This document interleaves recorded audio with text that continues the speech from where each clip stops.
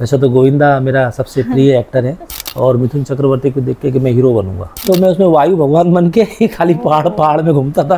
अगर 19-20 कुछ भी होता है ना आर्टिस्ट के बीच में, तो अपना रिलेशन वहाँ पर खत्म। उतना विश्वास उनका लेने के लिए मुझे 10-12 साल 15 साल लगे। अब मैं सुबह से लेके शाम तक उसके गेट पे खड़ा रहता था, लेकिन आर्टिस्ट कभी किसी से नहीं मिलता, वरना ऐसे बहुत सारे फ्रॉड भी होते रहते हैं हमारे आर्टिस्टों के साथ में। तो ऐसा बदतमीजी भी इवेंट पे होती है और ये हमेशा होती है। अमीषा पटेल को हैंडल किया था अच्छे से, तभी उसने मेरे हाथ में राखी बांधी थी।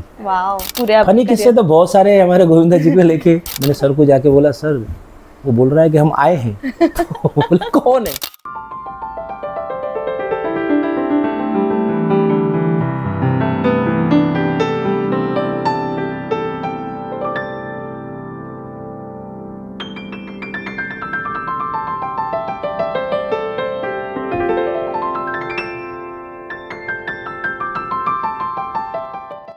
नमस्कार, माझं नाव रामेश्वरी आहेर। फिल्मी मराठी KMW मध्ये आपल्या सगळ्यांचं खूप स्वागत। मित्रांनो, आपण पॉडकास्टच्या माध्यमातून विविध क्षेत्रात काम करणाऱ्या वेगवेगळ्या व्यक्तींशी आजपर्यंत संवाद साधलेला आहे। मात्र आज आपल्या सोबत आहे Bollywood celebrity manager Asif Pathan sir. तर चला मित्रांनो, त्यांचं स्वागत करूया आणि त्यांचा हा जो प्रवास आहे तो कसा होता आणि ही काय प्रोसेस असते ही संपूर्णपणे जाणून घेऊया। नमस्कार सर। नमस्कार, मेरा नाम आसिफ है। आपका बहुत बहुत स्वागत पहले तो हमारे चैनल में। हाँ, थैंक यू सो मच, आपने मुझे बुलाया, इस लायक समझा कि मैं आपके चैनल पे आके कुछ बात करूं। बिल्कुल। और लोगों को इस बात के लिए बता सकूं कि आखिर ये सेलिब्रिटी मैनेजमेंट होता क्या है। हाँ बिल्कुल, मैं पहला तो मेरा यही सवाल होगा कि सर आपल्या कामाचं स्वरूप नक्की कसं असतं हे आमच्या प्रेक्षकांना सविस्तररित्या काय सांगाल?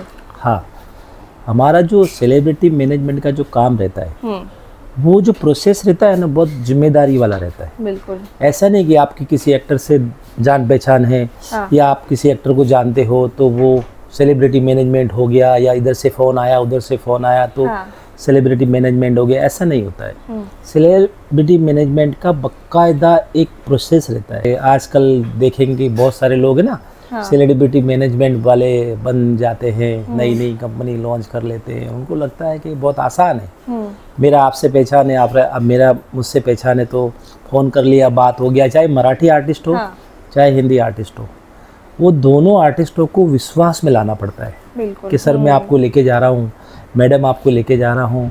तो मैडम को पूरा विश्वास में लेना पड़ता है, सर को पूरा विश्वास में लेना पड़ता है कि यहाँ से लेके घर से लेके जहाँ आप जाओगे इवेंट करने, वहाँ तक आपकी मेरी जो भी खातिरी रहेगी वो रहेगी।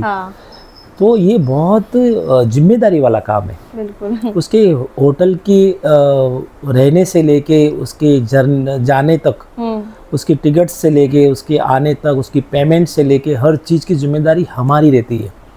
अगर 19-20 कुछ भी होता है ना आर्टिस्ट के बीच में, तो अपना रिलेशन वहाँ पर खत्म। वो दोबारा आर्टिस्ट आपके साथ में काम ही नहीं करेगा। वो तो है। तो मैंने जितने भी लोगों से रिलेशन बनाया है, तो पहले मैंने उन आर्टिस्टों के साथ में रिलेशन बनाया। मेरी सबसे प्रिय एक एक्ट्रेस है। वैसे तो गोविंदा मेरा सबसे प्रिय एक्टर है, तो गोविंदा जी को भरोसे में लाने के लिए मुझे 15 साल लग गए। बाप रे। तब जाके उनको लगा कि हाँ, ये जो बंदा है जो बोलता है वो करता है। तो इसमें बहुत ज़्यादा ईमानदार होने की ज़रूरत रहती है कि मैं आपका विश्वास को जीत सकूं। बिल्कुल, ये पूरा ट्रस्ट पे ही है। पूरा ये हमारा जो मैनेजमेंट होता है पूरा ट्रस्ट पे होता है, क्योंकि ट्रस्ट पे ही वो आपके साथ वहाँ आता है। और वहाँ पर अगर कुछ भी ऐसा हो गया, उसके रहने का ठिकाना सही नहीं हुआ, गाड़ी सही नहीं हुआ, तो उसका मूड इतना खराब हो जाता है कि वो फिर वो सोचेगा कि दोबारा मुझे नहीं खड़ा करना है। तो ये आर्टिस्ट का एक प्रोसेस रहता है जो बहुत जिम्मेदारी वाला और ईमानदारी का रहता है। जैसे आपने ये कब से स्टार्ट किया है? आप कितने साल से ये फील्ड में काम कर रहे हैं? मैं आया था यहाँ पर कुछ और करने। अच्छा। हाँ, मैं यहाँ पर आया था गोविंदा को देख के और मिथुन चक्रवर्ती को देख के कि मैं हीरो बनूंगा। तो मैंने हीरो बनने की स्ट्रगल शुरू की। अच्छा। तो हीरो तो मैं नहीं बना, खैर मेरे पीछे बहुत सारी मेरी जिम्मेदारी थी, माँ बहन लोगों की जिम्मेदारी थी। तो मुझे लगा मेरा पैसा कमाना बहुत ज़रूरी है। बिल्कुल। तो मैंने कहा कि भाई पैसे कमाने के लिए तो फिर कुछ ऐसा कुछ काम करना पड़ेगा। तो किसी ने रास्ता दिखा, आसिफ भाई आप बहुत अच्छा बोलते हो, बहुत अच्छे डायलॉग बोलते हो, तो आप एक्टिंग शुरू कर दो। तो मैंने 40 सीरियल में काम किया। अच्छा। 40 सीरियल में। तो मैं भगवान बहुत बना। अरे वाह। जो पहले एक जी टीवी पे सीरियल आता था, पहले तो जय माता जी। अच्छा। तो मैं उसमें वायु भगवान बन के खाली पहाड़ में घूमता था और राजाओं को ले लेके उनके ठिकाने पे पहुंचाता था। तो इस तरह के मैंने बहुत सारे सीरियल्स किए, छोटे छोटे रोल। फिल्में कम से कम 12-15 पिक्चरें की हीरो लोगों के साथ में। तो फिर मेरे को इसमें स्ट्रगल बहुत ज़्यादा लगा, क्योंकि यहाँ पर क्या है, ये जो लाइन है उसमें क्या है ना, आदमी अगर फना होता है, फना मतलब अपने आप को भूल जाए और अपने आप को ख़त्म कर दे और उस दुनिया में घूमे, तो वो हीरो बन जाएगा या कुछ बन जाएगा। पर आपके पीछे बहुत सारी जिम्मेदारी है, आपकी माँ है, आपकी बहन है, आपके परिवार के लोग हैं जिनको आपको पालना है। तो फिर आपका इधर मनना थोड़ा मुश्किल हो जाता है, फिर आप बहुत अनकंफर्टेबल फील करोगे, आप अनकंफर्टेबल हो जाओगे, लाइफ में आपको लक्ष्य नहीं मिलेगा, क्योंकि इतनी सारी जिम्मेदारी है। पहला लक्ष्य तो अपनी बहन खड़ी है, उसकी शादी करनी है, दूसरा लक्ष्य अपनी माँ खड़ी है, जिसको खाना खिलाना है। तो इतनी सारी जिम्मेदारी होने के बाद मैं अगर कुछ एक्टर नहीं बन सका, तो उसकी वजह ये थी। पर मैंने सोचा कि फिर मैंने लोगों के साथ, हीरो के साथ रहना शुरू किया। तो मैं जैकी के साथ बहुत ज़्यादा रहा, जैकी श्रॉफ, हाँ जैकी के साथ बहुत ज़्यादा रहा। फिर मैं संजू के साथ रहा। फिर मुझे गोविंदा जी ने बहुत पसंद किया। अच्छा। और उन्होंने मेरी लाइफ को पूरा बदली कर दिया। उसने मुझे इतना पसंद किया कि मुझे कई बार तो उन्होंने बोला कि ये आप आसिफ आहूजा है और मैं गोविंदा पठान हूँ। तो उतना विश्वास उनका लेने के लिए मुझे 10-12 साल 15 साल लगे। सबसे पहले आपने किसके साथ काम किया? मैं वैसे मिथुन चक्रवर्ती के पीछे पीछे घूमता था। अच्छा। तो उन्होंने कहा कि तू शाहरुख खान, एक नया लड़का आया है, तो उसके पास चला जा और उसकी बॉय बन जा। तो मैंने बोला ये तो देखता हूँ क्या है। तो मैं शाहरुख खान जब नया आया बॉम्बे से, पिक्चर का नाम था चमत्कार। अच्छा। हाँ। माया मैम साहब। हाँ। तो ये उन दिनों उन शूटिंगों में व्यस्त था तब से, मतलब। हाँ। तो मैं ना डोंगरी चारनल भिंडी बाजार से आता था, तो पहले बस की टिकट होती थी खाकी कलर की, इतनी छोटी सी बस। तो बस के पीछे मैं अपना नंबर लिखता था और मैं कहता था कि भाई मुझे मिथुन दा ने भेजा है और मुझे आप अपने पास रख लो। वो शाहरुख खान को इतना टाइम ही नहीं मिला देखे या कुछ करे। अच्छा, उसकी शूटिंग में वो इतना व्यस्त था कि वो कब आता था कब जाता था। अब मैं सुबह से लेके शाम तक उसके गेट पे खड़ा रहता था। वॉचमैन को फिर लास्ट में अगर देर होती रात में, तो वॉचमैन को 100 रुपया पकड़ाता था और बोलता था ये शाहरुख साहब को दे देना। और टिकट के पीछे लिखा मेरा नंबर होता था, और वो नंबर किसी और का था ताकि वो फोन करे मुझे बुलाए। तो ऐसे मेरे बॉय बनने का सफर शुरू हुआ। बाप रे। हाँ। तो फिलहाल अभी फिर आपका काम कैसा चलता है? मतलब अभी मेरा गोविंदा की मेहरबानी की वजह से सारा मेरा जिंदगी का जो टर्न आउट हुआ, मैं लाइफ में कुछ अगर मैंने पैरों पे अपने खड़े होते ना जिसको कहते हैं, तो गोविंदा जी ने मेरे बेटे के नाम पे कंपनी खोली। अच्छा। कबीर एंटरटेनमेंट। क्या बात है। तो गोविंदा जी ने कहा यार देख तू अभी ऐसा शोज कर, ऐसे इवेंट्स कर। मुझे तो इसके बारे में कुछ पता ही नहीं था। उन्होंने ही मुझे बताया, उन्होंने ही मेरे लिए ऐसा किया कि अगर अभी कुछ है नहीं तो अभी अपन ऐसा करते हैं। हाँ। शोज वगैरह। तो मैंने उनको लेके पहले एक कतार का शो किया। अच्छा। दोहा कतार तो वहाँ का शो किया। तो मुझे फिर इसमें चस्का लग गया कि एक्टिंग वैक्टिंग सब साइड में रखो, ये सेक्रेटरीशिप सब साइड में रखो, ये वाला काम अच्छा है। तो अभी मुझे किसी स्टार को ज़रूरत है कि भाई मैं स्टार को बुक करना चाहता हूँ, मेरे को कोई अगर कन्विंस करता है, तो गोविंदा जी मेरे पास थे। मैं गोविंदा जी को बोलता, गोविंदा जी जरा इससे बात कर लो, मेरे साथ वहाँ चल जाए। तो गोविंदा जी ने मेरे लिए बहुत सारी इसे हेल्प की, जिससे मेरा लोगों को पता चला कि गोविंदा के पास मैं हूँ और ऐसा है। तो उनको विश्वास में ज़्यादा लेने के लिए मुझे ज़रूरत नहीं पड़ी। एक आसान हो गया, क्योंकि इतना बड़ा स्टार है, गोविंदा से बड़ा कोई स्टार है ही नहीं। तो उसका प्रभाव मेरे पे इतना अच्छा रहा कि मैं बहुत जल्दी कम सालों में मेरे बेटे के नाम पे जो कंपनी है कबीर एंटरटेनमेंट, वो बहुत जल्दी खड़ी होगी और मैं नंबर 1 पे हूँ। क्या बात है। हाँ। ऐसा शायद कोई बचा नहीं अभी तक, तो जिनके साथ में मेरा सफ़र नहीं हुआ है।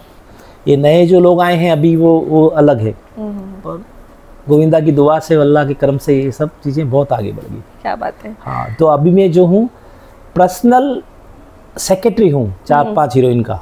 कौन कौन है उसमें आप? मेरी प्रिय मेरे गोविंदा जी हैं, तो जिनके साथ में मैं बहुत वर्किंग करता था। मेरी भाग्यश्री मैंने प्यार किया सलमान खान साहब, वो मेरे साथ हैं। मैं इनके साथ में सेक्रेटरीशिप करता हूँ। भूमिका चावला। अच्छा, ओके।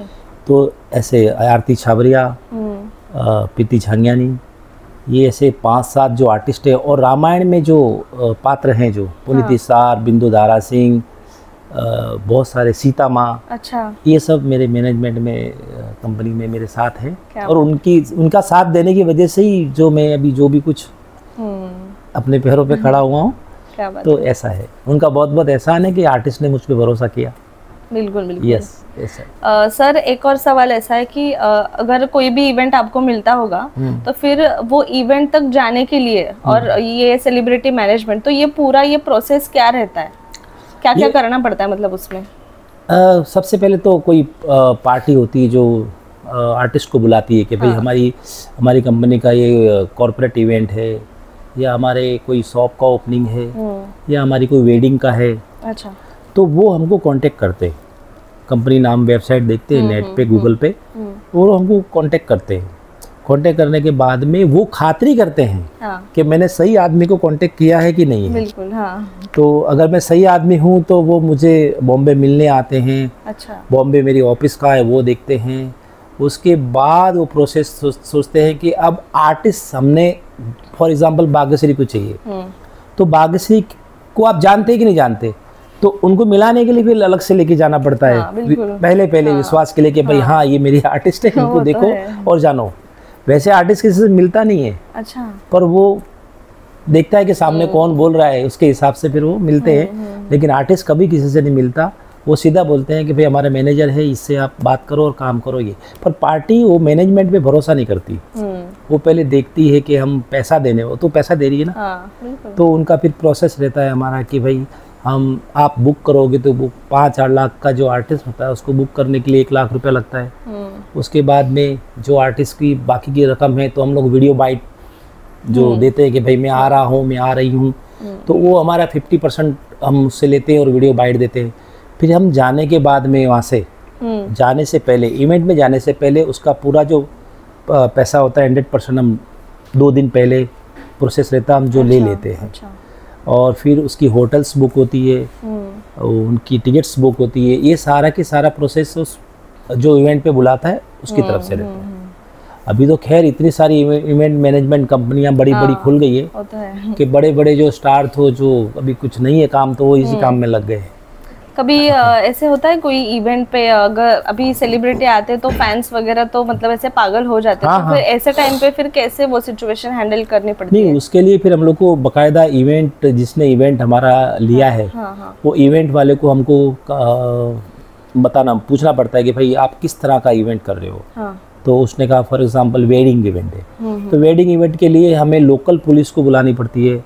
देन 20 से 25 हमको बाउंसर रखने पड़ते हैं।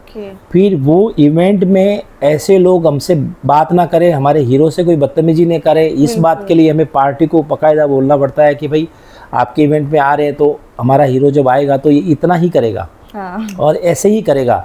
आपका कोई बंदा आके उसको डिस्टर्ब ना करे या कोई ऐसा पकड़ के कोई जपी पीना लगा ले। तो ये सारे प्रोसेस उसको ओके होने के बाद में वो आर्टिस्ट को बोला जाता है कि भाई इस तरह से है, तब वो तैयार होते हैं कि हाँ भाई चलो। कौन लेके जा रहा है उस पर डिपेंड होता है। वो भरोसे वाला बंदा होगा तभी आर्टिस्ट जाएगा, वरना नहीं जाएगा। वरना ऐसे बहुत सारे फ्रॉड भी होते रहते हैं हमारे आर्टिस्टों के साथ में। आपने बीच में भी न्यूज़ में सुना होगा सुनील पाल एंड मुश्ताक खान, तो उनको किसी ने बुक किया, उनको किसी ने बुलाया, वो रात की फ़्लाइट से दिल्ली के एयरपोर्ट पे पहुंचते हैं और एक एयरपोर्ट पे पहुंचने के बाद में वहाँ पर गाड़ी आती, उनको बिठाते हैं, वो किडनैप हो जाते हैं। हाँ, तो ऐसा भी होता है। तो ये बकायदा हुआ, उनको वहाँ लेकर गए, उनसे बाद पैसे वैसे मांगे कुछ। तो आर्टिस्ट जो है अब वैसे नहीं करता है। आर्टिस्ट पहले ही अपनी चीज़ों को, सारी चीज़ों को कंफर्म करता है, हर चीज़ मेल पे लेता है वो। अच्छा। कि मैं यहाँ पर सिक्योर हूँ कि नहीं हूँ। तो पूरा मेल प्रोसीजर करने के बाद उसको लगता है कि कौन पार्टी है, उस पार्टी का बैकग्राउंड क्या है, कहाँ से आए हैं, कैसे कर रहे हैं, क्या इनका बिजनेस है, वो सारी एक्टिविटी जानने के बाद ही आर्टिस्ट जो स्टेबलिश आर्टिस्ट है, जो अच्छा आर्टिस्ट है, वो हाँ भरता है। अच्छा। वरना वो ऐसे किसी के साथ में इतना इजीली जाता नहीं है। बिल्कुल, क्योंकि ये फील्ड भी ऐसा है कि ट्रस्ट करना मुश्किल बात है, बहुत ही ज्यादा। आर्टिस्ट को जिस पे ट्रस्ट होगा वो उसके साथ ही जाएगा। बराबर। वरना ऐसे तो कोई भी कुछ भी कर सकता है, स्कैम कर सकता है। फिर वो ऐसे तो फिर कोई भी मैनेजमेंट कर सकता है, राह चलता कोई भी बोलेगा, पर आर्टिस्ट उसके बातों में नहीं आएगा। आर्टिस्ट को लगता है कि ये मेरी जान पहचान का है, मुझे ये जानता है, मैं इसको जानता हूँ, तभी वो जाता है। तो पहले तो जिस आर्टिस्ट मैनेजमेंट जो आदमी कंपनी करता है या करना चाहता है, तो उसको पहले तो आर्टिस्टों से मुलाकात करनी पड़ेगी, उनसे उनका विश्वास जीतना पड़ेगा कि मैं आपको कहीं लेके जा रहा हूँ। क्योंकि वो आपके साथ में अकेला ही आज सफर करता है, या उसका मेकअप मैन होगा तो सफर करेगा, बाकी तो आप उसको जहाँ जंगल में ले जाओगे या शहर में ले जाओगे वो तो वैसे ही चलेगा। तो वो पहले खातरी करता है कि सामने वाला मेरे भरोसे के लायक है कि नहीं, तभी वो हाँ भरता है, वरना आज का आर्टिस्ट हाँ नहीं भरता। अब हमारी इंडस्ट्री बहुत चेंज हो गई है, पहले इंडस्ट्री अलग थी, अब इंडस्ट्री बहुत अलग है। बिल्कुल। तो अभी आजकल तो हमारी हीरो हीरोइन जो रहते हैं वो हीरो भी रहता है तो अपने बॉडीगार्ड सब साथ में लेके चलता है, ताकि उसको कोई प्रॉब्लम नहीं हो। बिल्कुल। और वो सेफ्टी तो अपनी सेफ्टी पहले देखता है। हाँ, पैसे की उसको इतनी जरूरत नहीं है, पैसे उसने कमा लिए, उसने देख लिए, उसने सारी चीजें देख ली, पर फर्स्ट वो अपनी सिक्योरिटी देखता है, अपनी चीजें देखता है, और सामने वाला कौन बुला रहा है, कैसा बंदा है वो जानना जरूरी, तो वो देखता है वो। सर अभी आप इतने साल से ये फील्ड में काम कर रहे हो, तो कभी ऐसा किस्सा हुआ है जो आपके ध्यान में है, ऐसा कुछ मेमोरी वगैरह है? हाँ, ऐसे 2-3 किस्से हैं। हाँ। एक किस्सा तो मैं शायद आपको नहीं बता पाऊंगा, क्योंकि वो पटना वटना का किस्सा था तो बहुत डेंजर था। तो शायद नहीं बता पाऊंगा, लेकिन एक किस्सा था हमारे साथ में।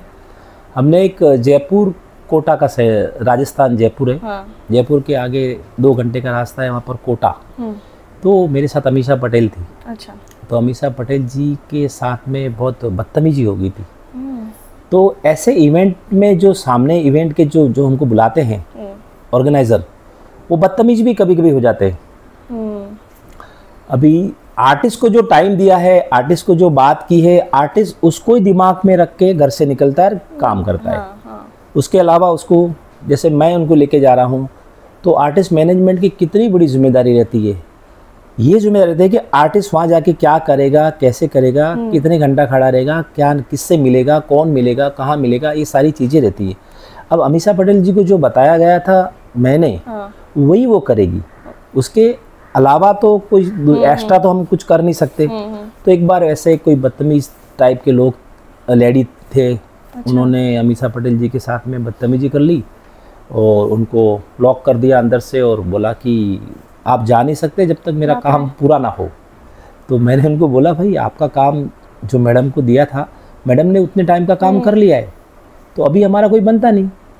तो आर्टिस्ट क्या बदतमीज नहीं होता। हाँ। आर्टिस्ट सोचता है कि मैं जो मेरे को लेकर आया वही मेरे से उनसे बात करे, मैं बदतमीजी क्यों करूँ। उसको वो ऐसा होता भी नहीं, आर्टिस्ट कभी बदतमीज होता भी नहीं है। अब लेकिन उसने बदतमीजी की इतनी हद पार कर दी, एक लेडी थी जिसने, तो मुझे फिर पुलिस को बुलाना पड़ा, और लॉक करके पुलिस को बुला के उनको गाड़ी में बिठाना पड़ा, और उसके बाद उनसे मुझे बातें करनी पड़ी कि भाई ये ठीक नहीं है वैसे। और पुलिस, वहाँ की पुलिस ने हमारा साथ दिया और हमको गाड़ी में बिठाया, और हम लोग ऐसे वहाँ से रवाना हुए। तो आप YouTube पे देख सकते हो, बहुत बड़ा मैटर हो गया था। अच्छा। हाँ, मेरी वाइफ मेरे साथ थी, तो मेरी वाइफ ने फिर अमीषा पटेल जी को पूरा संभाल के उनको गाड़ी में बिठा के लेके गई। तो ऐसा बदतमीजी भी इवेंट पे होती है, और ये हमेशा होती है। और वो हैंडल करना भी बहुत, वो हैंडल करने में आपकी ताकत होनी चाहिए। अगर समझ लो आप इवेंट मैनेजमेंट तो कर रहे हो, वहां जाके आप डर गए, या कहीं वहां ऐसा कुछ हो गया और आपने आर्टिस्ट को हैंडल बराबर से नहीं किया। मैंने उसको, अमीषा पटेल को हैंडल किया था अच्छे से, तभी उसने मेरे हाथ में राखी बांधी थी। वाओ, क्या बात है। तो आप देख सकते हो कि उसने उसको, तो ये आर्टिस्ट के भरोसा, वो जो भरोसा होता है वो दिलाना बहुत जरूरी होता है। ये इवेंट मैनेजमेंट इतना आसान काम नहीं है। इसको ही अभी एक कनेक्टेड मैं एक सवाल पूछूंगी, अगर यही फील्ड में अगर न्यू कमर्स को मतलब करियर करना हो, यूथ को क्या गाइड करेंगे? तो पहले वो जो न्यू कमर आना चाहता है और वो इवेंट मैनेजमेंट करना चाहता है और वो इंडस्ट्री में अपने पैर जमाना चाहता है, तो सबसे पहले तो उसको हर आर्टिस्ट से मिल के बताना पड़ेगा कि मेरा नाम ये है और मैं ये हूँ। न जाने कितने साल उसको सलाम मारना पड़ेगा। मैंने 15 साल सलाम मारा, तो आप 15 साल सलाम मत मारिए, कम सलाम मारिए, लेकिन सामने वाले आर्टिस्ट को आप ये तो भरोसा दिलाइए कि मैं ये हूँ और मेरी ये कंपनी है और मैं इस तरह से इवेंट मैनेजमेंट करना चाहता हूँ। तो ये देखो, आने के लिए तो आप कल कंपनी खोल लो, आपने किसको बुक किया, पैसे दिए और काम हो गया। फिर वो बदतमीजी हुई या ऐसा कुछ भी व्यवहार हुआ, होता ही है। इवेंट में जाओगी तो कुछ ना कुछ होता ही है, बट ऐसा ना हो कि उसकी जान पे आ जाए या उसकी इज्जत पे आ जाए या उसको बदतमीजी पे आ जाए या मारा मारी पे आ जाए। ऐसा इन चीज़ों से बहुत बचना पड़ता है। इन चीज़ों की बहुत सारी खातरी करके ये इवेंट मैनेजमेंट किया जाता है, वरना आर्टिस्ट तो आपको खड़ा ही नहीं करेगा। तो पहले तो आपको आर्ट इंडस्ट्री में अगर आना है तो पहले आर्टिस्टों से जाके जान पहचान करो, जहाँ भी इवेंट पे जाओ तो उनको बताओ, उनके सामने आओ, उनकी नज़र में आओ, तो उनको लगे कि हाँ इस नाम का कोई बंदा जो है वो मेरे सामने आ रहा है बार बार, और मैंने इसको इस इवेंट में देखा था, इस इवेंट में देखा था। फिर आप किसी का रेफरेंस बताओ, जैसे मेरा रेफरेंस गोविंदा था, मेरा रेफरेंस भाग्यश्री थी, तो ये रेफरेंस से सामने वाले बिल्कुल। हाँ, और भाग्यश्री ने मेरे को बहुत एज ए ब्रदर साथ दिया। वो एक मेरी बहन है जिसने मुझे इतना साथ दिया कि इंडस्ट्री में किसी की चीज़ की ज़रूरत पड़ी तो उसने पहले फ़ोन किया कि मेरा भाई इसके साथ काम करो। क्या बात तो ऐसे मेरा नसीब अच्छा था कि मुझे गोविंदा और भाग्यश्री मिली, भूमिका चावला मिली, कि मेरे को अपना समझा और मुझे और हेल्प की। और यही अपने काम का जो मिलता है ना, जो फल है वो यही है, कह सकते हैं। आपको ईमानदार रहना पड़ेगा। हाँ, बिल्कुल। अगर आप ईमानदार इंडस्ट्री में नहीं हो तो आप ये समझ लो कि आपका कोई काम नहीं है। बिल्कुल। क्योंकि सामने वाला बेईमान होगा वो चलेगा, पर आपको ईमानदारी वाला रहना पड़ेगा, तभी उसकी नज़र में आप हीरो हो। तो ऐसा है। और ऐसा कोई फनी किस्सा है जो आपकी मेमोरी में है? पूरे फनी किस्से तो बहुत सारे हैं हमारे गोविंदा जी को लेके। हम जब भी तो आप तो फैन के साथ वगैरह ऐसा कुछ उनका, ऐसा कुछ भी? हाँ, जब हमारे गोविंदा जी कहीं जाते हैं हाँ। तो सबसे बड़ी बात है कि उनको मिलने के लिए जो नहीं जानता ना वो भी आ जाता है। गोविंदा जी को कौन हाँ, पसंद नहीं गोविंदा जी को पसंद करते हैं वो अलग बात है, हाँ। पर जो नहीं जानता है वो भी आके होटल के सोफे पे बैठ जाता है और वो ऐसा जताता है कि उसको जानता है। हाँ, और उसको पता ही नहीं कि ये बंदा कौन है। अच्छा। ऐसे कई बार होता है। तो अभी जैसे हमारे लखनऊ गए थे लास्ट टाइम एक बार, तो वहाँ पर बंदा जो था वो पहले से आके बैठ गया और सुबह से 11-12 बजे से, और बोलने लगा जाके बोल दीजिएगा हम आए हैं। तो मैंने कहा कि जाके बोल दीजिएगा हम आए हैं। तो मैंने एक बार सुना, मैंने ठीक है मैं जाके बोल देता हूँ। फिर दोबारा मैं नीचे आया तो मैंने बोला 1-2 घंटे के बाद तो शायद वो चला गया होगा। वापस आया तो बैठा ही हुआ है। फिर मुझे बोल रहे अरे सुनिए। तो हाँ, नेता वेता हमसे तो सुनिए। बोला हाँ बोलिए, जाके उन्हें बोल दीजिए कि हम आए हैं। बाप रे। मैंने बोला यार ये तो बोलना ही पड़ेगा अब तो। मैंने सर को जाके बोला सर वो बोल रहा है कि हम आए हैं। तो बोला कौन है? मैं बोला ऐसा ऐसा नाम है। बोला मैं तो किसी को जानता नहीं। मैं बोला नहीं जानता, लेकिन 3 बार दे चुका है कि हम आए हैं। तो उस बात को लेके हम ऐसे हंसे, इतने हंसे कि उसको बिठा के रखा रात तक कि तू हम आए हैं। तो ऐसे बहुत सारे किस्से होते हैं जो जबरदस्ती की पहचान बताते हैं। भले आर्टिस्ट को नहीं जानता है पर जबरदस्ती की पहचान बना के और वो आते हैं और ऐसा लगता है हमारा सदियों से नाता है, आर्टिस्ट कभी उससे मिला ही नहीं होता। तो ऐसे बहुत सारे फनी किस्से हमारे इवेंट में होते रहते हैं। क्या बात है। जी हाँ जी हाँ। सर अभी आप इतने साल से काम कर ले, लेकिन करियर अगर करना हो तो हम लोग को फैमिली का सपोर्ट सबसे ज़्यादा ज़रूरी रहता है। आपका सबसे ज़्यादा बड़ा सपोर्ट कौन रहा है? फैमिली में तो बहुत अच्छा सपोर्ट रहा, और सबसे पहले तो ये काम जो आप करने निकले हो ना, ये काम का आत्मविश्वास आपके पास में बहुत मजबूत होना चाहिए। ज़रूरी नहीं कि आपने आज इवेंट आ गया तो आपने बुक कर लिया और आर्टिस्ट आपको मिल गया, नहीं मिल सकता।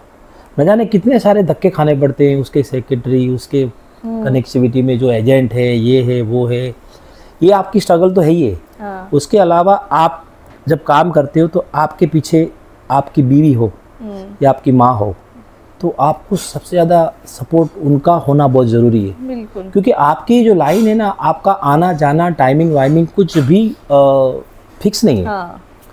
पर मेरा नसीब इतना अच्छा है, जो मेरी कंपनी जहाँ तक भी आई है, जो मेरा नाम हुआ है, जितना भी हुआ है, मेरा नसीब में ऐसी औरत थी जो मेरी बीवी है, जिसने मेरी पूरी की पूरी कंपनी संभाल के रखी है।